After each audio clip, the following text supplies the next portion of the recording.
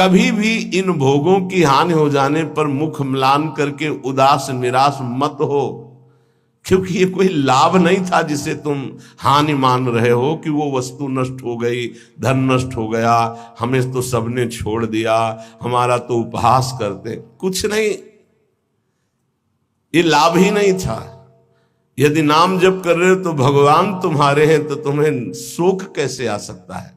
नहीं, यहां मना कर रहे, हृदय मुख म्लानी निकृद्धा निबुद्धे, अय बुद्धिहीन, किसी भी हानि में तो उदास मत हो। ये कोई हानि है? तो बोले हानि फिर किसे कहते हैं? बोले हानि हरिवंश के नाम अंतर परे।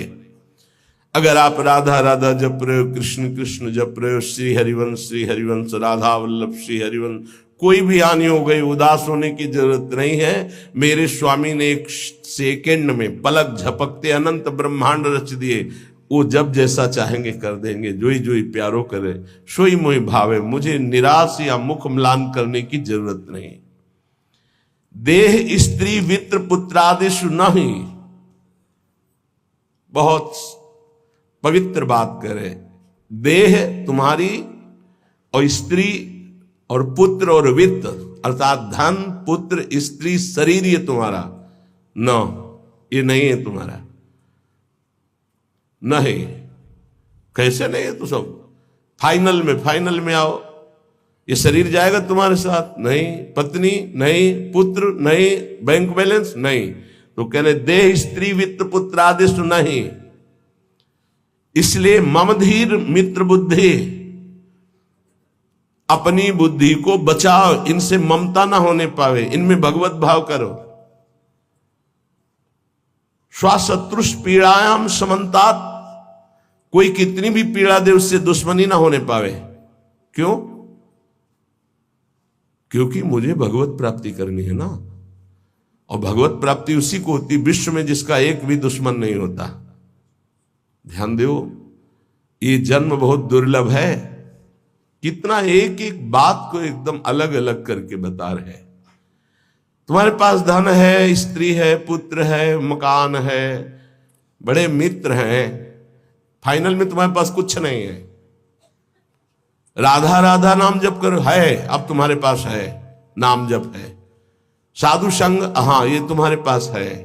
वाणी गायन, हाँ ये ठीक है। दूसरों की परोपकार भरी सेवा, हाँ है तुम्हारे पास संपत्ति है, ये जाएगी आपके साथ। मम धी माने बुद्धि, मम माने मेरा। इनको कभी मेरे भाव से स्वीकार मत करो कि मेरी पत्नी, मेरा पुत्र, मेरा धन, मेरा मकान। तुम्हारा शरीर भी तुम्हारा नहीं है, ये छूट जाएंगे यही। तो क्या भाव करें इनसे? भगवत भाव। इनमें जो पावर है वो सब में भगवान बैठे हैं, ऐसा भाव करोगे तो ये भाव तुम्हारा उद्धार कर देगा, संसार में फंसने नहीं देगा। और स्वशत्रुष पीड़ायाम समन्तात, शत्रु भाव रखकर कोई हमसे कितनी भी हमें पीड़ा दे, हमको उससे शत्रु भाव नहीं होने देना, क्योंकि मुझे भगवत प्राप्ति करनी है। अगर एक से भी शत्रु भाव हो गया तो भगवत प्राप्ति में बाधा पड़ जाएगी, ये पक्की बात हो। अगर कोई तुमसे दुश्मनी करता है, यद्यपि बहुत कठिन है कि वो सामने से कटु वचन बोले, हम हाथ जोड़ के निकलना पड़ेगा, क्योंकि तुम्हें महान पद में जाना है, तो हाथ जोड़ना पड़ेगा तुम्हें। फिर और बड़े बड़े पद, और ये तो परम पद है, इसमें पूरे विश्व का वोट चाहिए। हरिवंश नाम लीन जे अजात शत्रुते सदा, प्रपंच दंभ आदि दे तहां कछु न पेखे। सेवक जी महाराज कह रहे हैं, अगर भगवत प्राप्ति करनी है तो पूरे विश्व में कोई भी एक शत्रु नहीं, शत्रु पैदा ही नहीं हुआ। अजात शत्रु भक्त होता है, उसका शत्रु ही नहीं, तो क्या उसकी दुश्मनी या कोई उससे द्वेष नहीं करता, कोई उसको गाली नहीं देता, कोई अपमान नहीं करता? नहीं होता, रोज होता है। पर उनमें भगवत भाव किया जाता, मेरे प्रभु क्यों वो तो ऐसी बात कर रहा है, ऐसी चेष्टा कर रहा है, ऐसे ऐसे नहीं। 100 रूप में प्रभु आकर के, सैकड़ों रूप में प्रणाम करके सम्मान बढ़ा रहे, तो 2-4 रूप में आकर उसका बैलेंस ठीक कर रहे हैं। बड़े कृपालु हैं।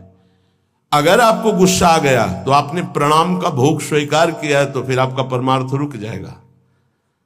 क्या बात है, कितना सुंदर भजन है, कितना इनका यश है, कितनी कीर्ति। एक तो ये हुआ, और दूसरा ये हुआ गाली गलौज अपमान, ऐसी मुद्राएं जो क्रोध भरी, जो द्वेष भरी, तो ये ना जाए कि गाली गलौज करने लगे, लड़ने लगे, आपका परमार्थ रुक जाएगा। वो चाहते ही हैं माया के पार्षद कि आप थोड़ा बोलिए, आप थोड़ा लड़िए उनसे। नहीं लड़ना, क्या करना है, और हाथ जोड़ के सर झुका के निकलना है। कल कुछ प्रेमी जन आए हुए थे संत वेश, तो उन्होंने कहा कि यदि हमारे गुरु को कोई निंदा करता है तो फिर हम उसके साथ क्या व्यवहार करें। आप कहते सब में भगवत भाव करो, क्या उसमें भी भगवत भाव करें? तो देखो, ईमानदारी से देखो तो क्या उसमें भगवान नहीं है क्या? आप ना तो नहीं कर सकते ना। जब सर्वम खलमिदम ब्रह्म, जब वासुदेवा सर्वम, तो उसमें भी तो है। हमको क्या करना है, पहले उसमें भगवत भाव करना, अपने को सोचना है कि मेरी गुरु निष्ठा की यहां परीक्षा ली जा रही, मेरे गुरुदेव की अवहेलना और निंदात्मक वचन बोल करके भगवान मेरी गुरु निष्ठा की परीक्षा ले रहे हैं। जैसे पार्वती जी के पास सप्तऋषियों को भेजा था, ऐसे मेरे पास इस निंदक को भेजा है। तो निंदक को प्रणाम किया और दूरी बना लिया और अंदर से प्रसन्न रहे कि हे गुरुदेव, आपकी निष्ठा में कोई फर्क नहीं पड़ेगा, आप परीक्षा लेके देख लो। वो गुरुदेव का भेजा हुआ परीक्षक है हमारा, वो गुरुदेव का निंदक नहीं है। जैसे सप्तऋषियों को महादेव जी ने भेजा पार्वती जी के पास, अरे मुंडों की माला धारण करते, चिता की भस्म लगाते हो, इसके लिए तुम तपस्या कर रहे हो, ना उनके घर है ना द्वार है, बरगद के पेड़ के नीचे रहते हैं, अरे उदासीन रहते हैं, ऐसे दूल्हे की क्या जरूरत। दूल्हा दिलाए हम वैकुंठनाथ, जहाँ बड़े बड़े पार्षद भगवान की सेवा में लगे हुए लक्ष्मी जी चरण चाप रही।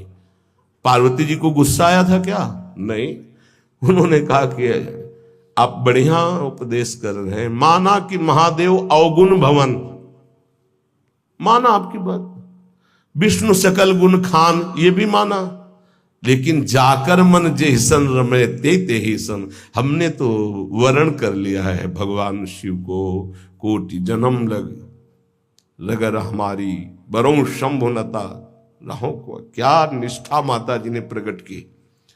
मैंने तो वर्ण, आप जो कह रहे हो ठीक है, ऐसे ही होना चाहिए गुरु निष्ठा कि आप जो कह रहे हो आपकी बुद्धि, मेरे तो परब्रह्म है अंदर, उससे बोलना नहीं, अंदर मेरे तो परब्रह्म परमात्मा है। फिर हम ना उसकी बात सुनते हैं, ना उसकी तरफ देखते हैं, ना उससे द्वेष करते हैं। स्वाशत्रुष पीड़ायाम समन्तात सुखमती रमितानंद वृंदावनेस्तु, मैं सर्वदा सुख मगन रहूंगा, किसी से द्वेष नहीं करूंगा, किसी से अपनापन नहीं करूंगा, और वृंदावन का आश्रय लेकर प्रिया प्रीतम के प्रेम में मगन रहूंगा। जिसे प्रेम प्राप्ति करनी है, जो श्रीपाद प्रबोधानंद जी कह रहे हैं, एक बहुत बड़े महापुरुष कह रहे हैं कि नंबर 1, ये इस बात सहने के लिए निरंतर नाम जप चाहिए। जो अभी तक आपने सुना, मोक्ष कड़ुआ लगने लगे, समस्त इंद्रियों भोग नरक के समान लगने लगे, समस्त भोगों में विष दिखाई देने लगे कि ये तो पूरे तीनों शरीरों को नष्ट करने वाला है, गंदा करने वाला है, और हृदय से हमारे कि इंद्रियों का जो विलास है ये तो नरक तुल्य है, लेकिन सिद्धियां भी ये माया का जाल है। नहीं चाहिए मुझे कोई सिद्धि, मुझे भगवत प्रेम चाहिए। भगवत प्रेम प्राप्त करने के लिए समस्त संसार की स्त्री शरीरों में जगदम्बा बुद्धि होना अनिवार्य है, और समस्त स्थिर और चेतन जड़ चेतन में भगवत बुद्धि होना अनिवार्य है। अपना शरीर, अपनी पत्नी, अपना पुत्र, अपना धन, अपना मकान, ये अपना नहीं है, अंतिम में छूट जाएगा, ये वैराग्य बुद्धि होना अनिवार्य है।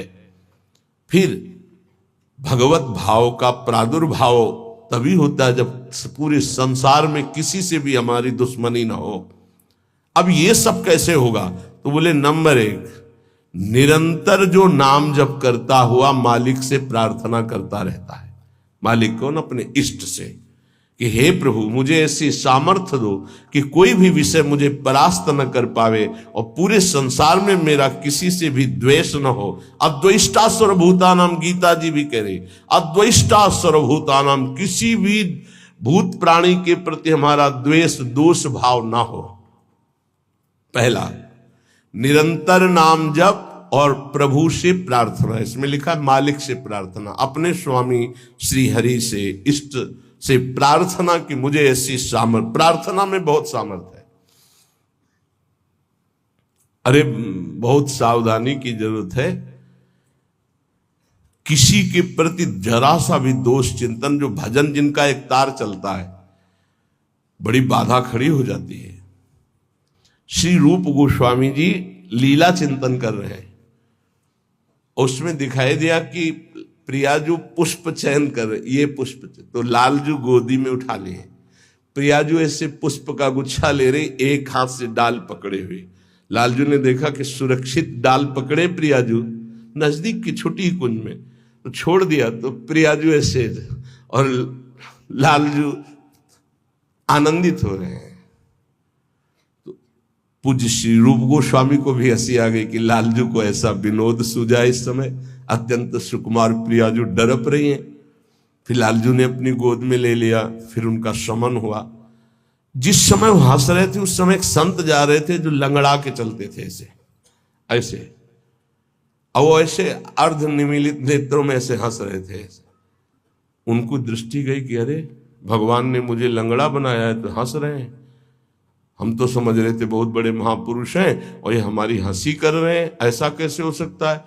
हाँ ना, हमारा प्रारब्ध भोग है ना, हमारा पैर ऐसा है इसलिए हंसी का पात्र में। बड़े अंदर से दुखी हो गए, चले गए, लीला बंद हो गई उनकी।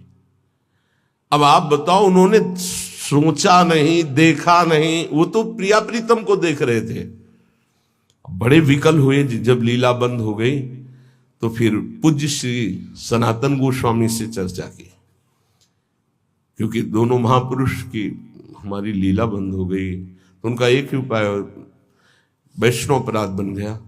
वो वैष्णव अपराध, किसी वैष्णव को अभद्र बोले या दुख पहुंचाए, ऐसा संभव ही नहीं। महाप्रभु चैतन्य देव की कृपा से ऐसा संभव ही नहीं है। कैसे ऐसे उनका है तो वैष्णव अपराध। अब ये विचार हुआ कि कैसे जाना जाए कि किससे अपराध बना, कैसे जाना जाए, जब किया ही नहीं प्रकट में तो जाना कैसे जाए। तो बोले कोई वैष्णव दुखी हो गया है तो वैष्णव सेवा की जाए, आसपास के जितने संत सबको निमंत्रण दिया जाए, पता चल जाएगा, सबकी जूठन पाई जाएगी तो शायद पुनः अपराध कोई हुआ हो जाने अनजाने में तो उसका मार्जन हो जाएगा। ऐसा हुआ, आसपास के सब संतों को निमंत्रण दिया गया वैष्णव। जे ही उनके पास निमंत्रण गया तो नाराज होके बोले, पहले तो उपहास करके हंसी उड़ाते हैं, फिर निमंत्रण देते हैं, हमें नहीं जाना। तुरंत सूचना आई कि वो नाराज है। अरे तुरंत गए पूज्य श्री रूप गोस्वामी जी और कहा, प्रभु कब हमने आपका उपहास किया। तो उनका, आप प्रभु प्रभु आप कर रहे हो, उस दिन हम जा रहे थे और जैसे हमारा भगवान ने पैर ऐसा कर दिया तो झटका मार के चलते हैं तो आप हंस रहे थे। तो उनका, मुझे तो याद ही नहीं कि आप कब निकले और हम कब हंसे। तो उन्होंने समय बताया कि अमुक दिन और समय। अच्छा, तो उनका, प्रभु ऐसे बतानी नहीं चाहिए पर आप नाराज हैं इसलिए बता रहा हूं। प्रभु उस समय हम लीला देख रहे थे, प्रियाजू पुष्प चयन करने की, तो लालजू गोद में उठा के वो पूरी घटना बताई और कहा, अगर ऐसा भाव में हम हंस रहे थे, आप उसी समय निकल रहे होंगे, आपको ऐसा लगा तो प्रभु आपके लिए नहीं था, आप क्षमा कीजिए। वो तो प्रियाला तो वो चरणों में गिरे जो दूसरे वैष्णव थे और कहा, अरे आप जैसे महापुरुषों के प्रति हमारा दोष भाव बन गया, क्षमा करो। वो राज्य तत्काल लीला प्रारंभ हो गई, तत्काल। अब आप विचार करो, जब दोष नहीं है वैष्णव दुखी हो गए तो लीला रुक गई। फिर अगर केवल स्वीकृति की हाँ ये गलत है, वो गलत कर रहे तो भी हाँ गलत है, नहीं, और भगवान की लीला भगवान जाने। नहीं, आप बताओ कि ये गलत है कि सही, नहीं तो हम कोई जज है क्या? जिनके सारे हम चल रहे, उनके सारे वो चल रहे, उनसे पूछो जाके, चले जाओ राधा राधा राधा। कभी किसी का फाइनल करने के नहीं, तस्मात् शास्त्रम तो तुम्हारा। ये बहुत सूक्ष्म विषय है, इसलिए वर्णन किया, बहुत सूक्ष्म विषय है, बहुत सावधान। नाम जापक भगवत प्रेम प्राप्ति के लिए इतनी सामर्थ्य जो अभी पीछे चर्चा हुई, उसके लिए निरंतर नाम जपो, प्रभु से प्रार्थना कि किसी भी के प्रति हमारा तनिक भी दोष भाव न बनने पावे। प्रभु से प्रार्थना, वही सबके हृदय में बैठे हुए, वही आपको ऐसे सामर्थ्य देंगे। क्योंकि सृष्टि में आपके प्रति प्रतिकूल व्यवहार होगा, आपका उपहास करेंगे, आप नाना प्रकार के कटु वचन बोलेंगे, आपको सह जाना है, उनके प्रति कटु वचन नहीं करना, दोष भाव नहीं करना, नहीं अपनी भगवत प्राप्ति में बाधा आ जाएगी। ये सूक्ष्म विषय सब कोई नहीं समझ पाएगा, लेकिन उपासक जो भगवत प्राप्ति करना चाहते हैं, अपना भजन बचाना चाहते हैं, वो इस बात को अच्छे से पकड़े। दूसरा, जो दिनचर्या दी गई है उसमें आलस्य ना होना, भगवत प्रेम प्राप्ति या ऊंचाई पर चढ़ने के लिए जो दिनचर्या है, हमको ये नहीं देखना है कि अमुक साधक आता है कि नहीं आता है, अमुक नहीं आता तो हम भी नहीं आते हैं, ऐसा नहीं। अमुक की त्रुटि है, उसका सुधार करना चाहे तो कर सकता है, लेकिन आप सुधरे हुए हो तो आपको अच्छे आचरणों का अनुकरण करना है। आपको ऐसे आचरण नहीं करने हैं जिनसे हमारी दिनचर्या बाधित हो जाए। एक चीज और ध्यान रखना है, इसको बहुत विस्तृत रूप से समझा इसलिए रहे कि एक दिनचर्या है जिसके पास सेवा नहीं, गुरु सेवा, और एक दिनचर्या है जो गुरुजनों की सेवा में रहते हैं, उनसे हो सकता है जो भागवतिक दिनचर्या का आदेश दिया गया है वो ना हो, तो उनको असंतुष्ट नहीं होना, क्योंकि वो गुरु सेवा में है। सारी दिनचर्या का फल जो है वो गुरु प्रसन्नता है। तो अगर वो गुरु सेवा में, जैसे हमारी श्री जी की भोग सेवा में है, अब प्रातः बाल भोग से लेकर के शयन तक कितने भोग श्री जी को लगते हैं, अब उनमें उनको हो कि हमारी दिनचर्या तो नहीं। अब जैसे जो और हैं सेवा में है, बहुत से, कोई किसी सेवा में, कोई किसी सेवा में, अब उनकी दिनचर्या वो माला लेके नहीं बैठेंगे।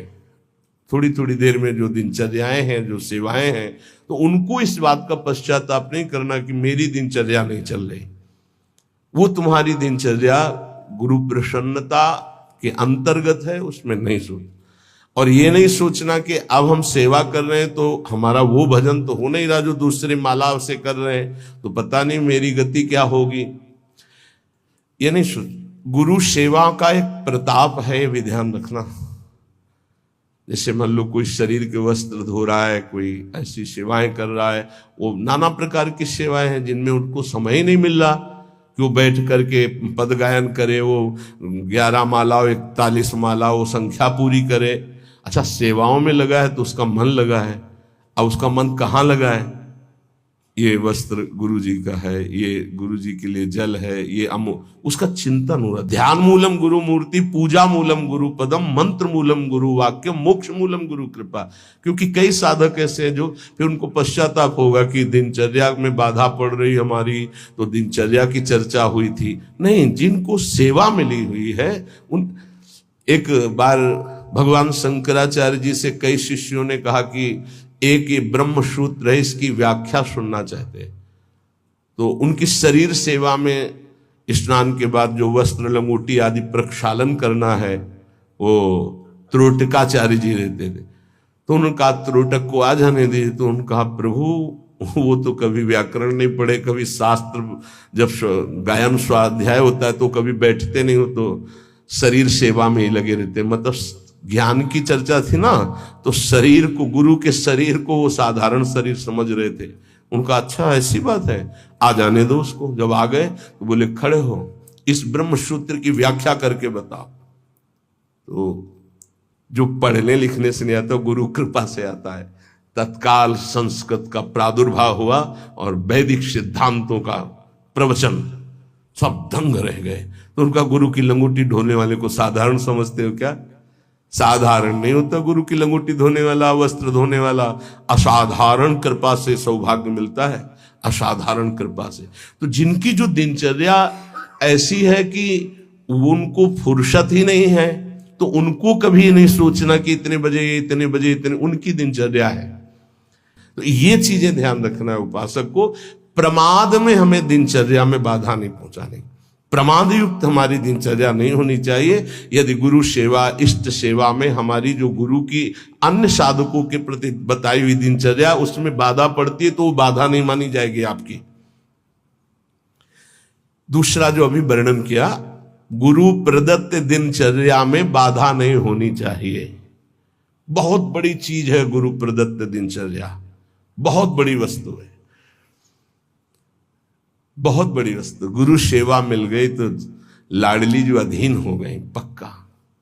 तीसरा, कुसंग से दूर रहना, ये बहुत जरूरी है, बहुत जरूरी है।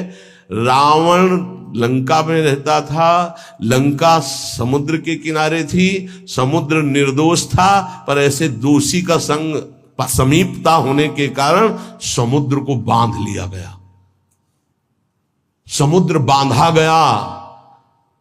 जिसकी मर्यादा अपार है उसे मर्यादा पुरुषोत्तम ने बांध दिया। किस लिए बांधा गया था? क्योंकि रावण का पड़ोसी था। रावण का पड़ोसी होने के कारण समुद्र को बांध दिया गया। जो रही मुत्तम प्रकृति का कर सकत कुसंग, चंदन विष व्यापत नहीं लपटे रहत भुजंग। अच्छा, जब कोई गलत करता है तो वो चार से थोड़ी कहता है कि मैं गलत करता हूं, नहीं, वो सही और कुबुद्धि को वो ही सही दिखाई देता है, गलत सही दिखाई देता है और वो परमार्थ से भ्रष्ट हो जाता है। इसलिए कुसंग से बहुत दूर रहना चाहिए। सत्संग और कुसंग का कैसे पहचान करोगे कि हमारा कुसंग हो रहा है, हमारा सत्संग हो रहा है या कुसंग हो रहा है, कैसे पहचान करोगे? तो संतों ने कहा है, जाके संग कुमति मति उपजय करत भजन में भंग, जिससे देह भाव पुष्ट होने लगे, भगवत भाव नष्ट होने लगे, वैराग्य भाव नष्ट होने लगे, राग पुष्ट होने लगे, भजन छूटने लगे, संसार अच्छा लगने लगे, नाम छूटने लगे और ध्यान अच्छा लगने लगे। गुरु से अश्रद्धा हो जाए, भक्ति से अश्रद्धा हो जाए, ये कुसंग का फल होता है। अच्छा, कुसंग का फल जब आपके ऊपर चढ़ेगा तो आपको नहीं लगेगा मैं कुसंग कर रहा हूं, नहीं तो ठीक हो जाओगे।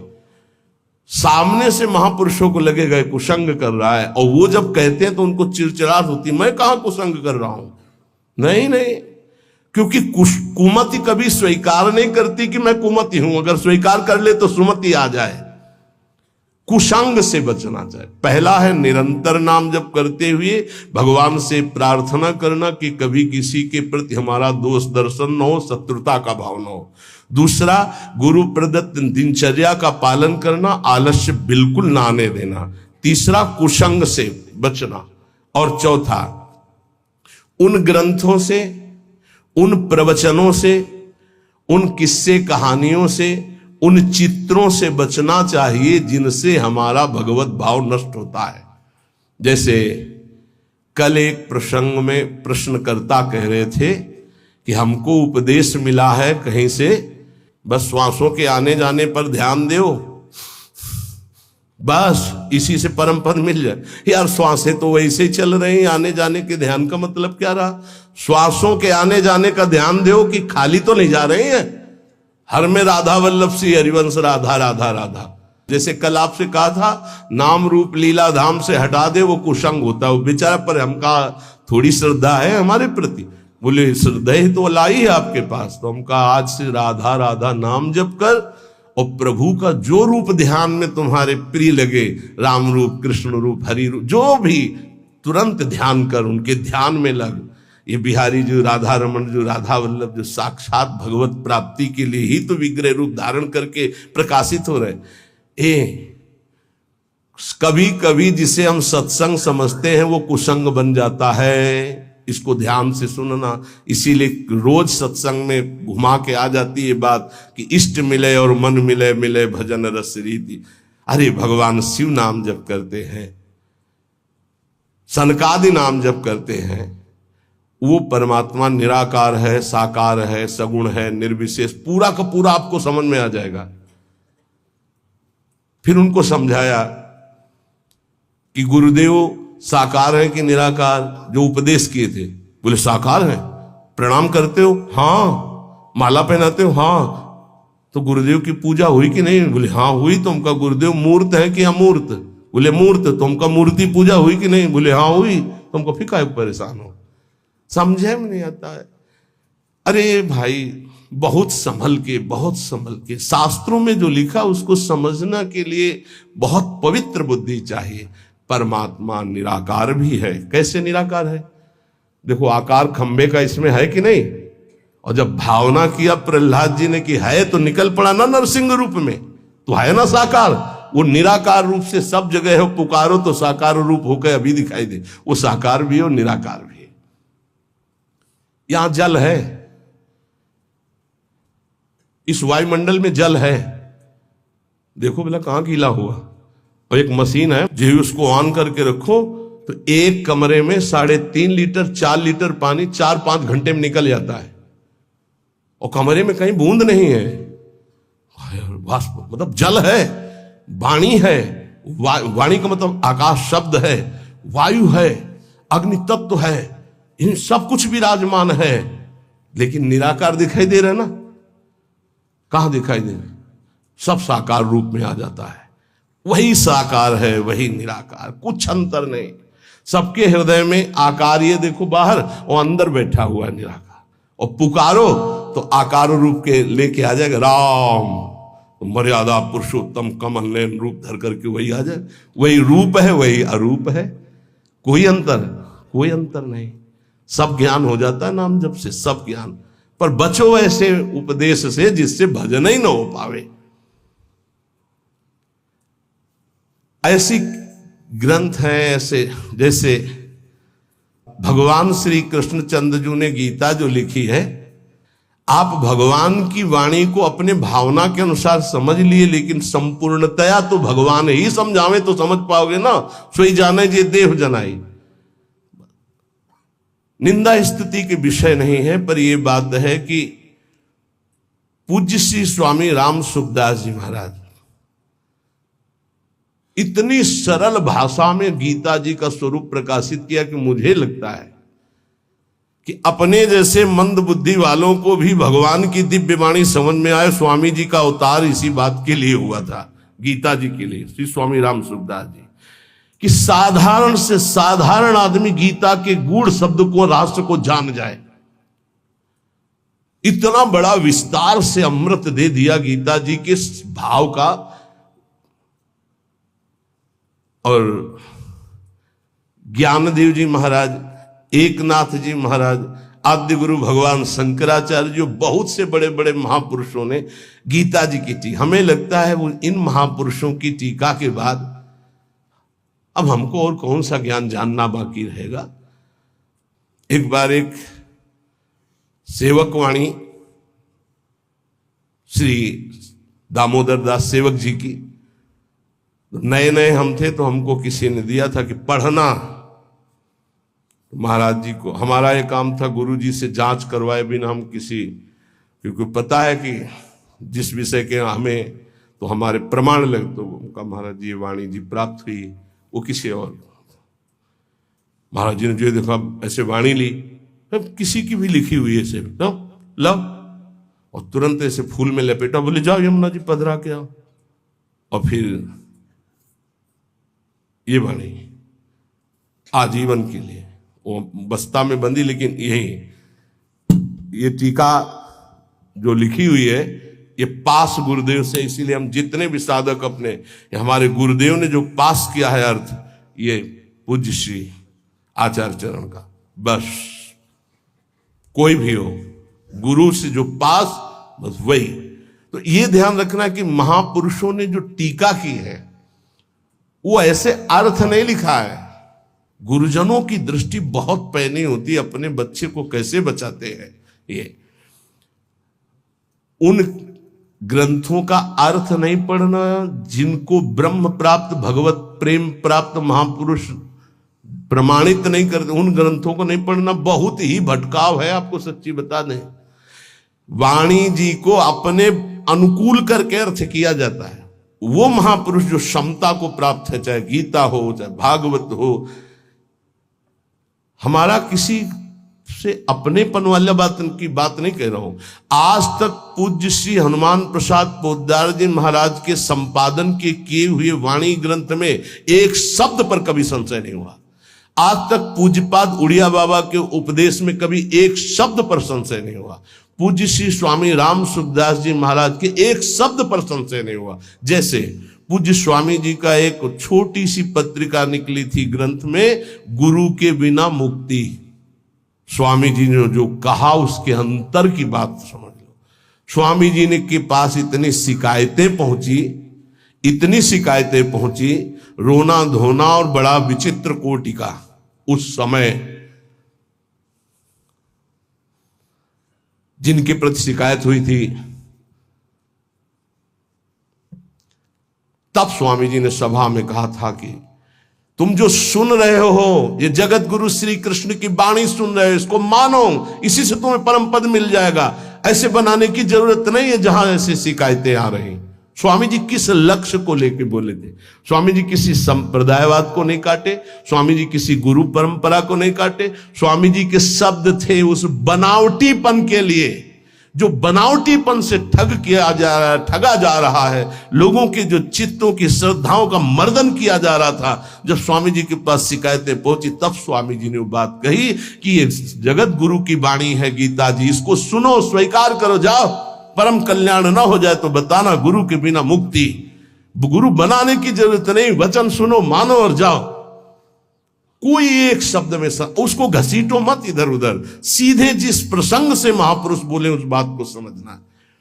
तो हमको ऐसे ग्रंथ नहीं पढ़ने, ऐसी किताबें, ऐसे शास्त्रों की व्याख्या, ऐसे किस्सा कहानियां, ऐसे दृश्य, ऐसे चित्र, ये सब ना देखे जो भजन में बहुत बाधक है। पांचवा, किसी भी बहाने से जिसमें महिलाएं नृत्य करती हों वो दृश्य न देखे।